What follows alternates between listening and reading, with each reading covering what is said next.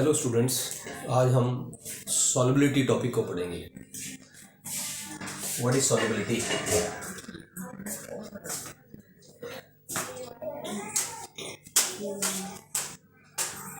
हिंदी में इसको घुलनशीलता कहते हैं। Solubility means it is the maximum amount of solute that can be dissolved in the given amount of solvent. एक आपको गिवन है सॉल्वेंट आपको दिया हुआ है कि इतना सॉल्वेंट है, उसके अंदर आप ज़्यादा से ज़्यादा कितना सोल्यूट डिजॉल्व कर सकते हैं, उसको सॉल्युबिलिटी कहते हैं। It is the amount of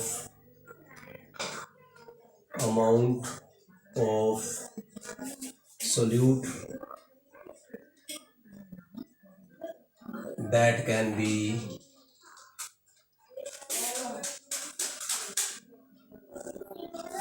dissolved in the given amount of solvent या solution, given amount of solution या solvent।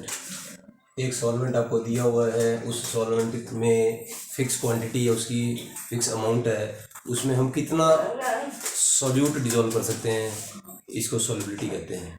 It is a very very important fact phenomena. तो सॉल्युबिलिटी में हम दो तीन चीज़ें पढ़ेंगे। First of all, solubility of solid in liquid, solubility of solid in liquid।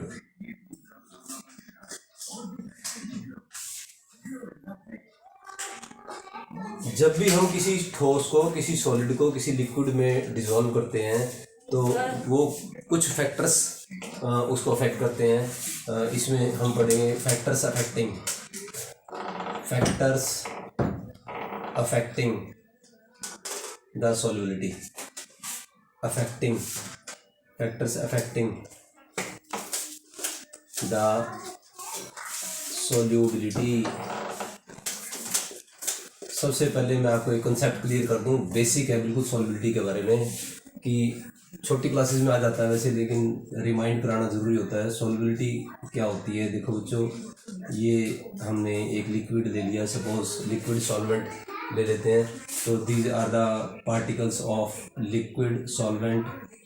As we know, जैसा कि हमें पता ही है कि these particles are far away from each other, एक दूसरे से दूर दूर होते हैं, बीच में काफ़ी सारे एम्प्टी स्पेसेस होते हैं। तो जैसे ही हम इसके अंदर सोल्यूट डालेंगे, सोल्यूट पार्टिकल्स डालेंगे, तो these solute particles comes and sits in the spaces left in the, जो स्पेसिस बीच में बचे हुए हैं ना, उसमें आकर सोल्यूट पार्टिकल्स बैठ जाते हैं। ठीक है, और सिर्फ बैठने से ही काम नहीं चलता, इनके साथ कोई ना कोई टेम्परेरी छोटी मोटी फोर्सेस भी, ये हल्की फोर्सेस भी बना लेते हैं आपस में, या तो हाइड्रोजन बॉन्डिंग से जुड़ जाते हैं, या कोई weak van der Waals forces से आपस में ये जुड़ जाते हैं। इनकी फोर्सेस बनानी भी ज़रूरी हैं। ठीक है, और जैसे जैसे हम टेम्परेचर बढ़ाते हैं तो ये अपनी पोजीशंस पे वाइब्रेट कर रहे होते हैं। जैसे ही टेम्परेचर बढ़ाएंगे तो they starts vibrating more around their mean positions. ये जो सॉल्वेंट पार्टिकल्स हैं, ज़्यादा अपनी मीन पोजीशन पे वाइब्रेट करना स्टार्ट कर देते हैं, तो जो इंटरमोलिकुलर स्पेसिस हैं वो ज़्यादा बड़े हो जाते हैं, तो मोर of the solute can B dissolved. ठंडे लिक्विड में थोड़ा सोल्यूट डिजॉल्व होता है, गर्म में ज़्यादा लिक्विड डिजॉल्व होता है। That depends upon the kinetic energy of the solvent molecules की काइनेटिक एनर्जी पे डिपेंड करता है। धीरे धीरे वाइब्रेट करेंगे तो बीच में स्पेस कैसा होएगा? कम, तो कम सोल्यूट बीच में बैठ पाएगा। और अगर ज़्यादा तेज़ी से डिजॉल्व करेंगे, वाइब्रेट करेंगे, तो काइनेटिक एनर्जी ज़्यादा हो जाएगी, तो बीच में स्पेसिस कैसे बचेंगे? ज़्यादा, तो we can dissolve more of the solute particles. ठीक है, तो this is the molecular view of the solubility को मोलिकुलर व्यू है कि कैसे घुलता है कोई भी चीज़, किसी चीज़ में कैसे घुलती है। बीच में ओपन स्पेसिस होते हैं, उसके अंदर जाके सोल्यूट के पार्टिकल्स बैठ जाते हैं and they form the bond. अगर बॉन्ड नहीं बनाएंगे तो they have the different densities, they will form the different layers. एक ऊपर आ जाएगा, एक नीचे आ जाएगा, और वो घुलेंगे नहीं। तो घुलने के लिए उसके बीच में बॉन्ड बनना जरूरी है, किसी न किसी तरह की एफिनिटी होनी जरूरी है। That is important. ठीक है, तो factors affecting the solubility of solid in liquid, solid को लिक्विड में डिजॉल्व कर रहे हैं, तो कौन कौन से फैक्टर उसको अफेक्ट करेंगे? नंबर 1, सबसे पहला फैक्टर क्या है? Nature of liquid, nature of solute and solvent, solute and solvent, किस तरह का सोल्यूट है और किस तरह का सॉल्वेंट है, ये चीज़ मैटर करती है, ये चीज़ इम्पॉर्टेंट है। घुलनशीलता कम रहेगी या ज़्यादा होएगी, घुलनशीलता होएगी या नहीं होएगी, it depends upon the nature of solute and solvent. आपने एक चीज़ सुन रखी होगी, like dissolves like, like dissolves like, that means मैं लिख देता हूँ इसको, लाइक डिजॉल्व्स लाइक। इसका क्या मतलब है कि एक जैसी चीज़ें एक जैसी चीज़ों में घुलती हैं। Is means two types of solutes and solvents are there, two types of materials are there, one are polar, other are non polar. जो पोलर सोल्यूट होते हैं वो पोलर में घुलते हैं, पोलर सॉल्वेंट में घुलते हैं। जो नॉन पोलर सोल्यूट होते हैं वो नॉन पोलर सॉल्वेंट्स में घुलते हैं। For example, like dissolves like means polar, छोटी छोटी बातें होती हैं बच्चों, हमें कई बातें बड़ी आसान लगती हैं लेकिन वो एग्जाम में आ जाती हैं, तो किसी भी चीज़ को हम नेग्लेक्ट नहीं कर सकते, ध्यान से पढ़नी चाहिए हमें, हर चीज़ ध्यान से पढ़नी चाहिए। एग्जाम में एग्जामिनर पता नहीं कहाँ से क्या पूछ ले। तो polar solutes dissolves in polar solvents, polar solvents. +1 में हमने पढ़ रखा है, पिछली क्लासेस में, पिछले टॉपिक्स में हमने पढ़ रखा है कि पोलर क्या होता है। Polar substance is that substance which have dipole, means it has positive charge and a negative charge on the same molecule.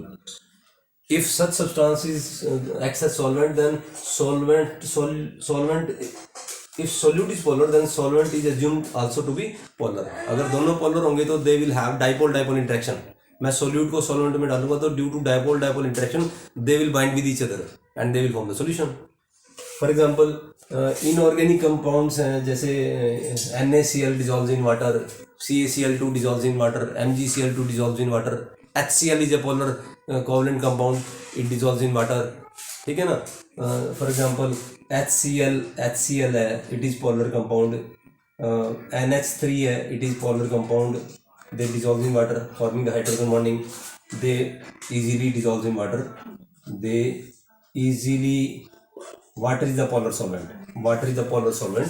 आपको एक खास बात बता दूं कि वाटर के अंदर एक खास करेक्टरिस्टिक्स होता है कि firstly it is polar, so it will dissolve the polar solutes, and secondly it has tendency to form the hydrogen bond. ये हाइड्रोजन बॉन्ड बनाने की क्षमता भी रखता है, तो ये कुछ non polar substances, organic substances को भी अपने अंदर डिजॉल्व कर सकता है due to tendency to form the hydrogen bond.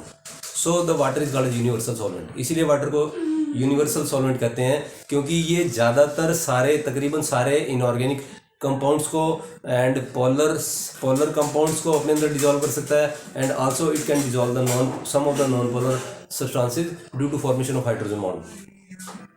HCl, NH3 and all the inorganic compounds, they easily dissolve in water, they easily dissolve in water, पानी में आसानी से घुल जाते हैं। पानी का डाइलेक्ट्रिक कांस्टेंट भी सबसे ज़्यादा होता है। Therefore two types of forces are generally there, one is solute interactions. दो तरह की फोर्सेज होती हैं, एक तो सोल्यूट इंटरेक्शंस होती हैं, एक सोल्यूट सॉल्वेंट इंटरेक्शंस होती हैं। Solute interactions and solute solvent interactions. जब आप पानी में डालेंगे तो सोल्यूट इंटरेक्शंस क्या होंगी, कम होंगी, वो टूटेंगे, बॉन्ड्स टूटेंगे, और सोल्यूट सॉल्वेंट इंटरेक्शंस बॉन्ड बनेंगे।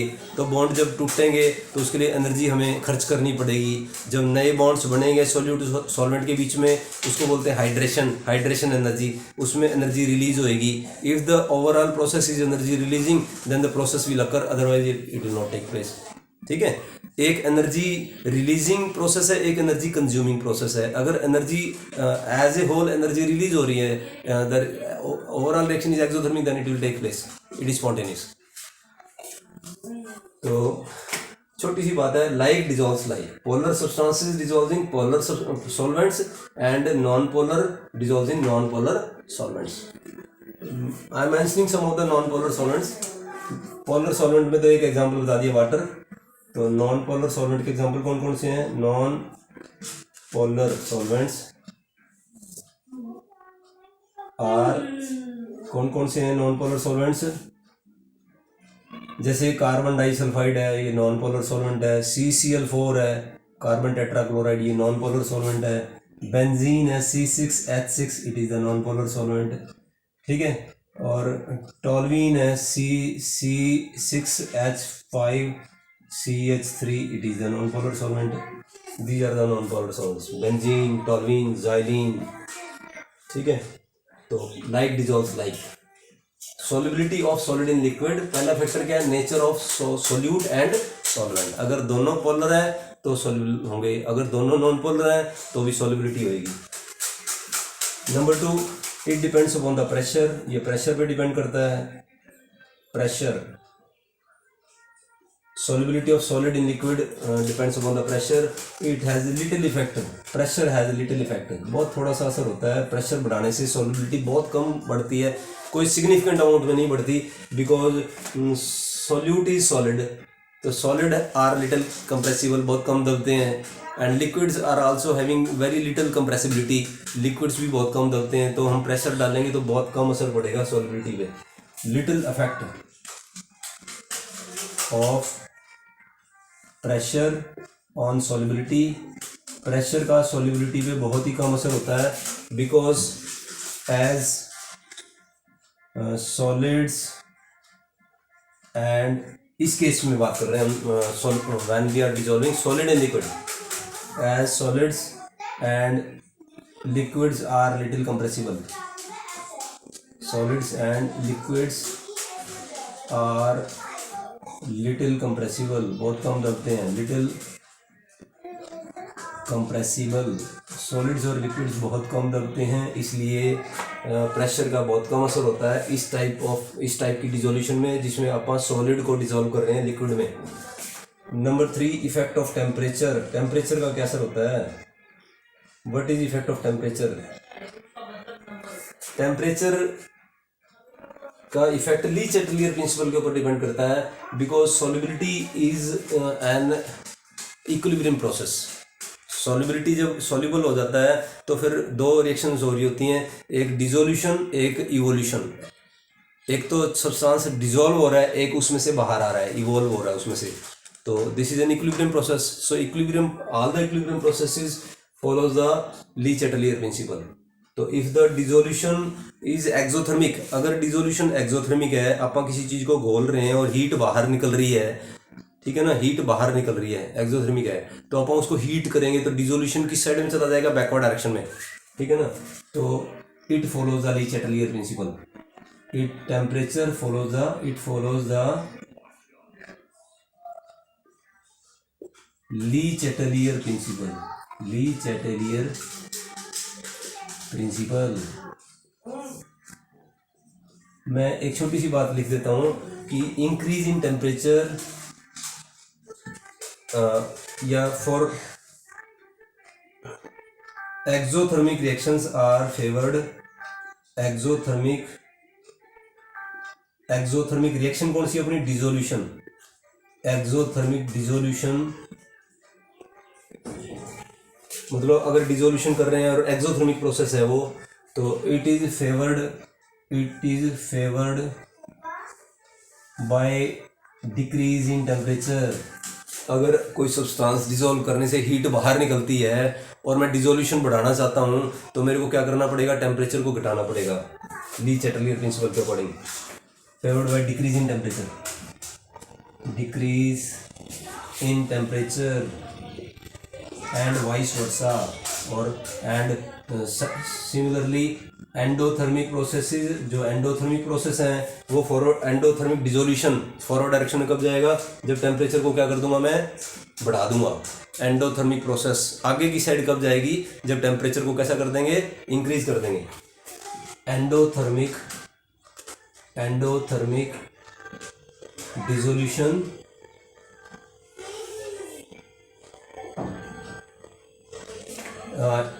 is favored by increase in temperature,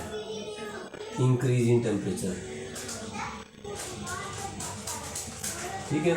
तो these are the 3 factors which affects the dissolution. ये 3 फैक्टर हैं जो जिस पे डिसोल्यूशन अफेक्ट डिपेंड करता है, nature of solute and solvent, pressure and temperature. ठीक है, अब हम पढ़ेंगे solubility of gas in liquid. वो पढ़ने से पहले आपको थोड़ा सा हिंट दे देते हैं। 3 तरह की सॉल्यूशन है, पहले भी आपको बताया जा चुका है, लेकिन इस टॉपिक से कंसर्न है इसलिए इसमें बताना भी ठीक है। We can have 3 types of solutions depending upon the concentration of solute. We can have 3 types of solutions.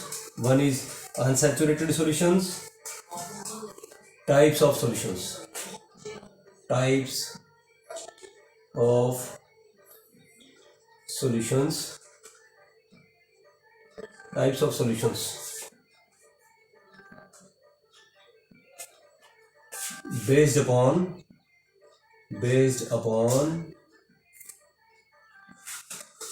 whether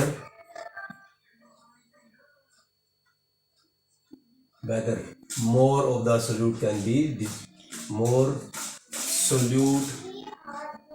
solubility के बारे में पढ़ रहे हैं तो इससे तो थोड़ा सा अपने को अंदाजा होना चाहिए। कई बार सुपर सैचुरेटेड सॉल्यूशन वगैरह के बारे में पूछ लेते हैं। whether more solute can be added to solvent or not, solvent or not। Solvent में और ज़्यादा सोल्यूट ऐड कर सकते हैं या नहीं कर सकते, उसके हिसाब से 3 तरह के सॉल्यूशन हो सकते हैं। मैं नाम लिख देता हूँ और बता देता हूँ, ज़्यादा अब हम इसमें डिटेल में नहीं जाएंगे क्योंकि ये किए जा चुके हैं। Number 1 unsaturated solutions. अनसैचुरेटेड से बच्चे केमिस्ट्री के तो बच्चे सोच लेते हैं डबल बॉन्ड होना चाहिए, ऐसा नहीं है। Unsaturated solutions are 2 solutions.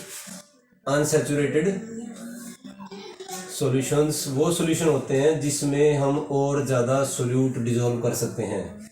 Unsaturated solutions are 2 solutions in which more of the solute can be added at room temperature. Number 2 saturated solutions. What are saturated solutions? Saturated solutions are 2 solutions in विच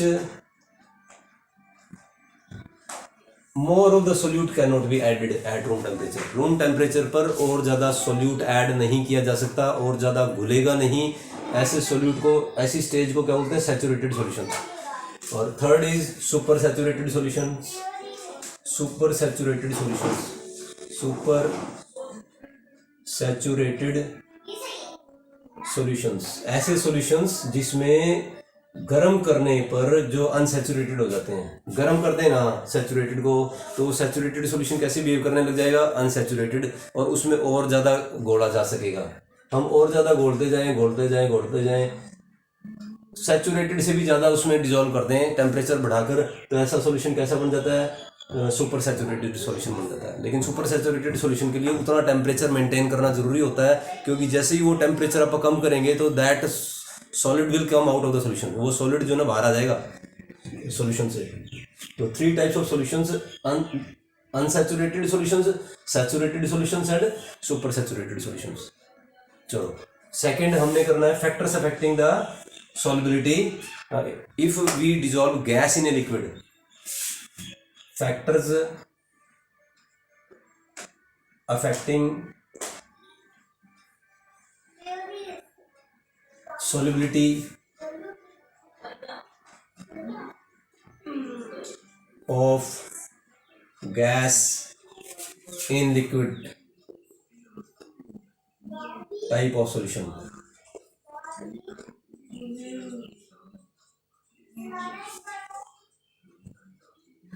हम gas को liquid में dissolve करें तो कौन कौन से factor जो है सॉल्युबिलिटी को अफेक्ट करते हैं? अगर हम गैस को लिक्विड में डिजोल्व करें तो कौन कौन से फैक्टर जो हैं वो सॉल्युबिलिटी को अफेक्ट करते हैं? वही 3 फैक्टर्स हैं जो पहले हमने पढ़ाए हैं, लेकिन वो थोड़ा डिफरेंट मैनर में जो डिस्कस किए जाएंगे। Number 1 nature of gas. Nature of gas, कैसी है गैस? गैस की प्रकृति कैसी है? 2 तरह की गैसेज होती हैं। 1 are easily liquefiable, second are non liquefiable. अगर आप गैस को प्रेशराइज करेंगे तो कुछ गैसेज ऐसी होती हैं कि थोड़ा सा प्रेशर डालने से ही लिक्विड में कन्वर्ट हो जाती हैं। ऐसी गैसेज को क्या बोलते हैं? Easily liquefiable gases. कुछ कंडीशंस होती हैं, ये बहुत इंपॉर्टेंट टॉपिक है, ये एग्जाम में आ जाता है। इजीली लिक्विफिएबल गैसेज के एग्जांपल्स आ जाते हैं। Easily liquefiable gases will be those whose molecular mass will be more, जिनका मोलिकुलर मास ज़्यादा होएगा वो इजीली लिक्विफिएबल होएंगी। जो थोड़ी बहुत पोलर होएंगी वो easily लिक्विफिएबल होएंगी।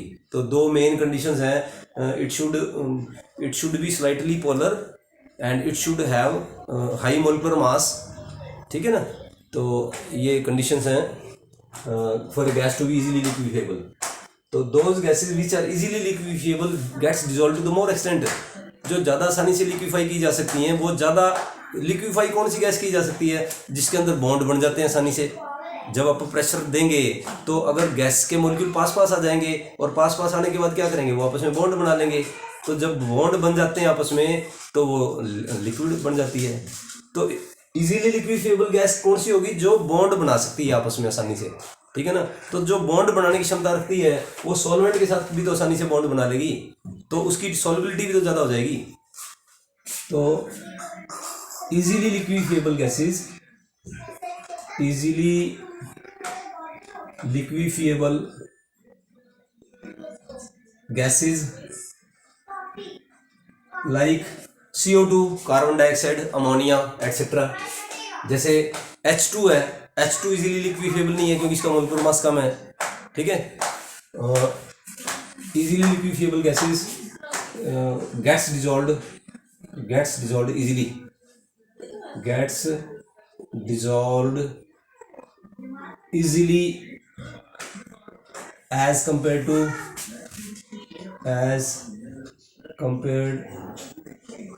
to non-liquefiable gases। non-liquefiable gases, एक एक टर्म बहुत इंपॉर्टेंट है बच्चों। लिक्विफिकेशन, लिक्विफाइड गैसेज पता ही नहीं, क्वेश्चंस आते हैं कंपटीशन में।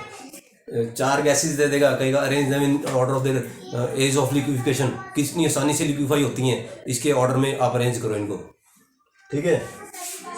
तो जो गैसेज आसानी से लिक्विफाई होती हैं वो ज़्यादा डिजोल्व होएंगी as compare to those which can not be liquefied easily.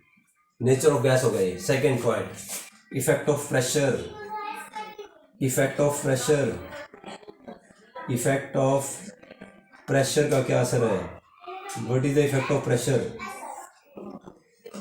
Pressure बढ़ाएंगे क्योंकि गैसेस लिक्विफाई हो जाती हैं तो gas molecules will come close together. Pressure बढ़ने से गैसेस को कंप्रेस किया जा सकता है क्योंकि दे contain lot of empty spaces. जैसे जैसे हम प्रेशर बढ़ाएंगे तो गैस के मॉलिक्यूल्स पास आते जाएंगे। गैस के मॉलिक्यूल जितने पास आएंगे उतना आसानी से सॉल्वेंट मॉलिक्यूल्स के साथ बॉन्ड बना पाएंगे। तो with increasing pressure there is increase in solubility in the case of gases dissolved in liquids. हमने पीछे पढ़ा था कि liquids when we dissolve the solids in liquids, pressure का इफेक्ट नहीं पड़ रहा था। सॉलिड्स को जब लिक्विड्स में डिजॉल्व करते हैं तो प्रेशर का कोई सिग्निफिकेंट इफेक्ट नहीं पड़ता। लेकिन गैसेज के केस में क्योंकि गैसेज को कंप्रेस किया जा सकता है, they contain lot of empty spaces, when they are pressurised the molecules comes close together and they can easily form bonds with the solvent and they gets dissolved। तो increase in pressure हम लिख सकते हैं increase in pressure increases the solubility, increases the solubility, increase in pressure increases the solubility of gases in liquids, gases in liquids, gases की liquids में solubility बढ़ जाती है जब हम प्रेशर बढ़ाते हैं, ठीक है। इस फिनोमिना को एक साइंटिस्ट ने स्टडी किया डिटेल में, उसको बोलते हैं हेनरी। साइंटिस्ट का नाम है हेनरी। तो उसने एक लॉ बना दिया इफेक्ट ऑफ प्रेशर का, उसको हेनरी लॉ बोलते हैं। It is a very very important law. इस चैप्टर की बहुत इंपॉर्टेंट चीज़ है हेनरी लॉ, हमें सबको याद होना ही चाहिए। What is Henry law? छोटी सी चीज़ है, आसान सी है। HENRY, Henry's law।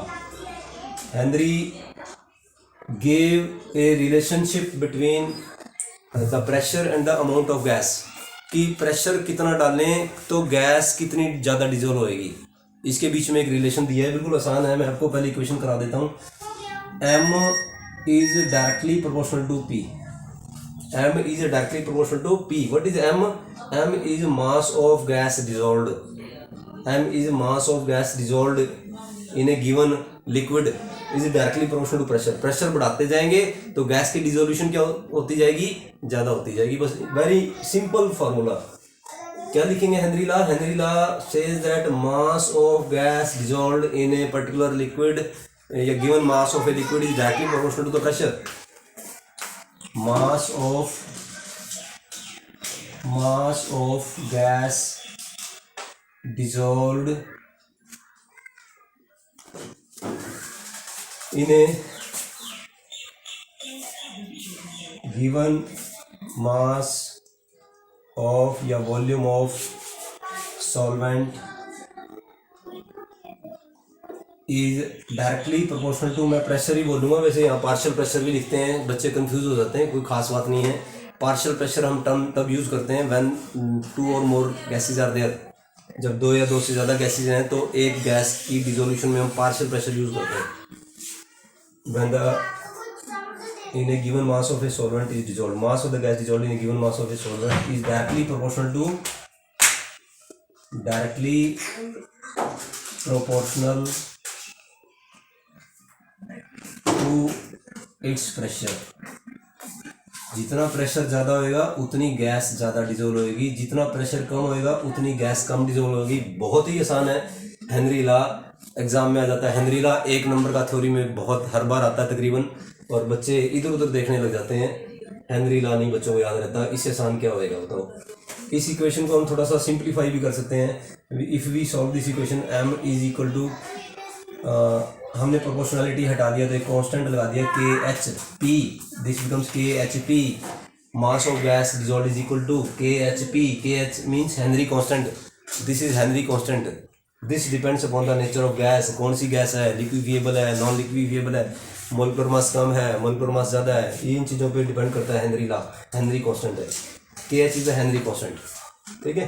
तो this is Henry law. What is the applications of Henry law? इसकी हेनरी लॉ की एप्लीकेशंस हम लिखेंगे। What are the applications of Henry law? Henry law is very very important.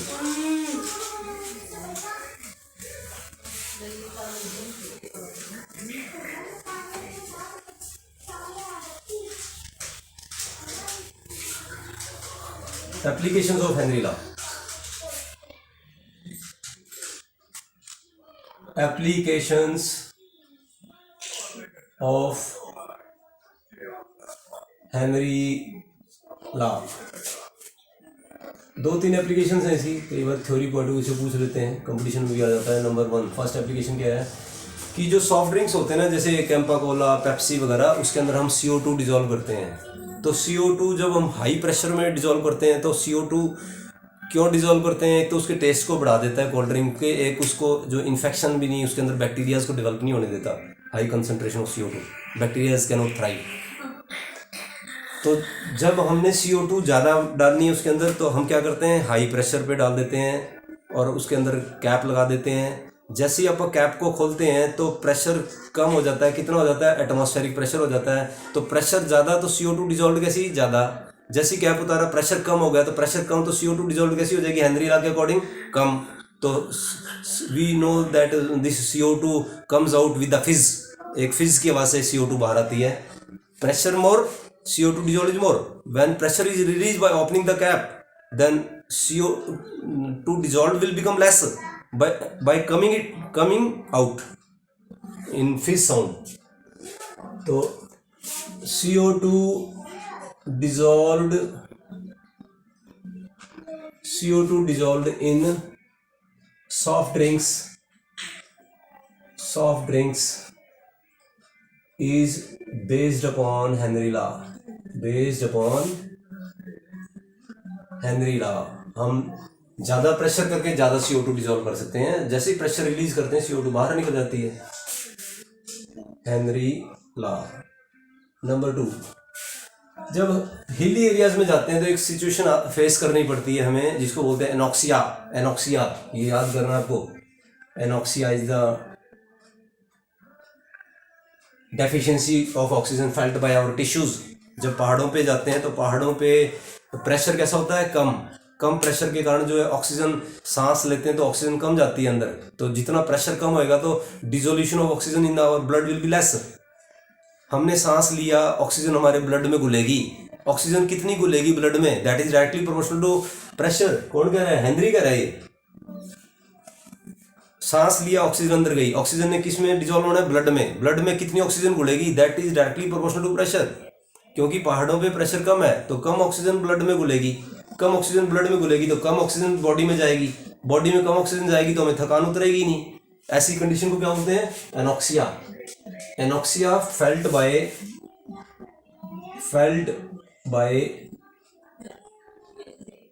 Mountain climbers.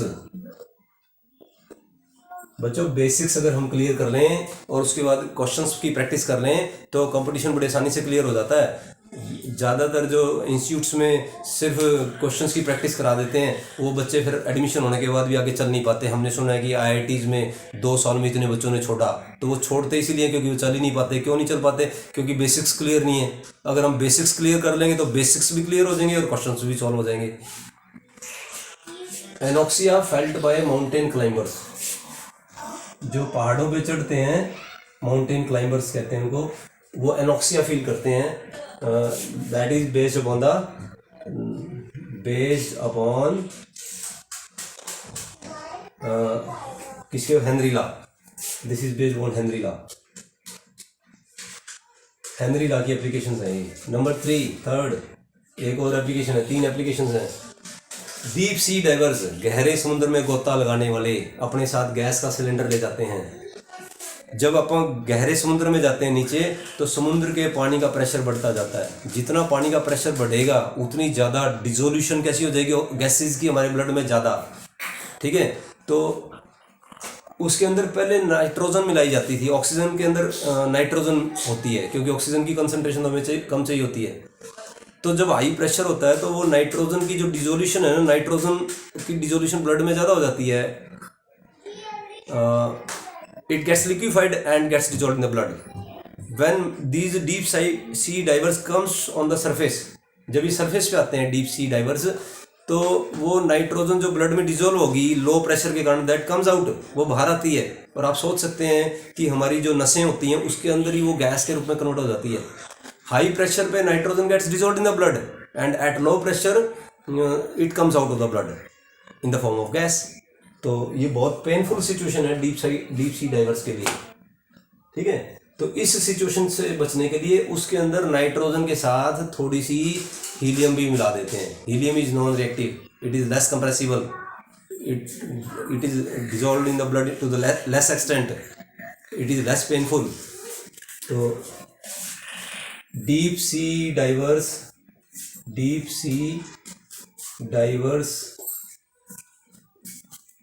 nitrogen gets dissolved in their blood, gets dissolved in the blood due to very high pressure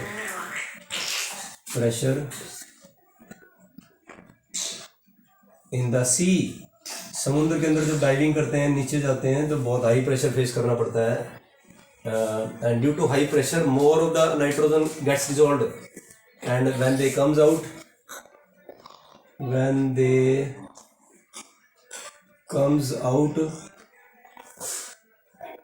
due to reduced pressure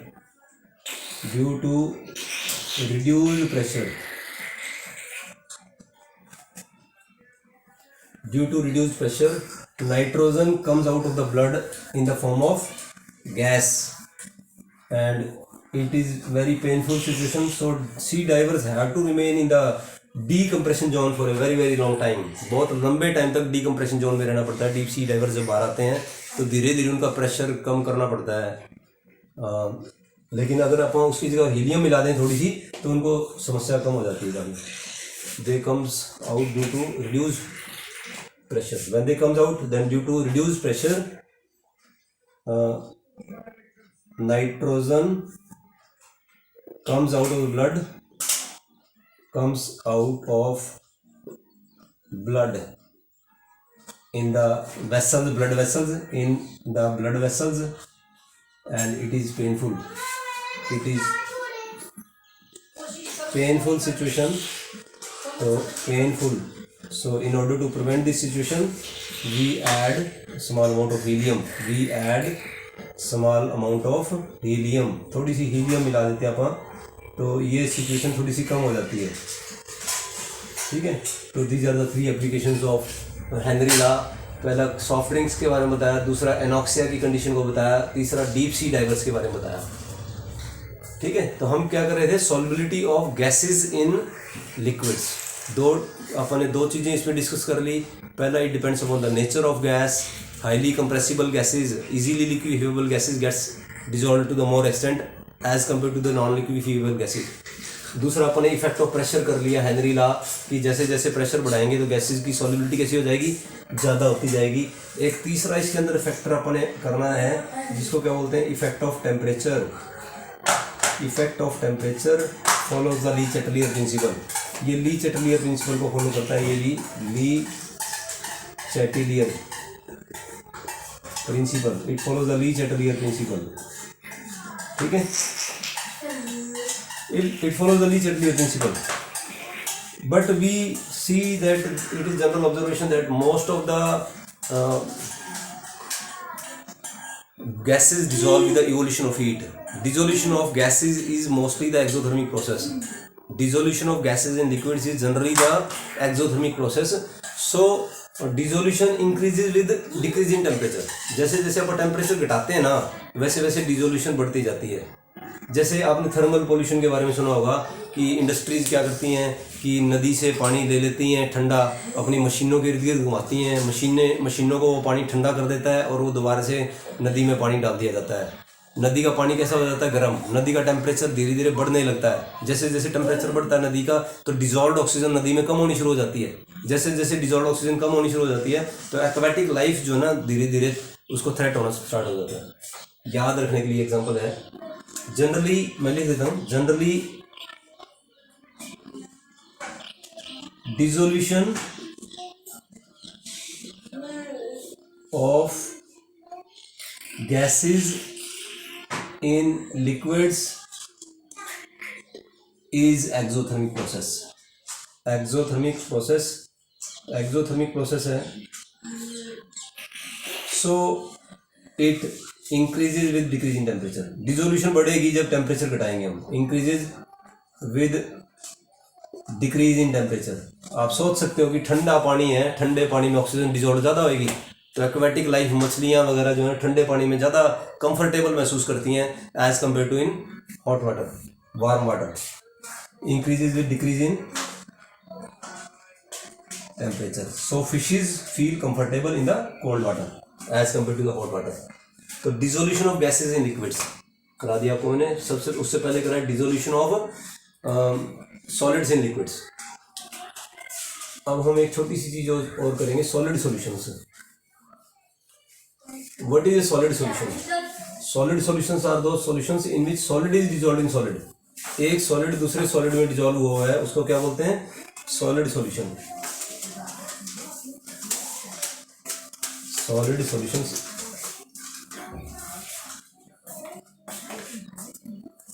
solid solutions are those solutions in which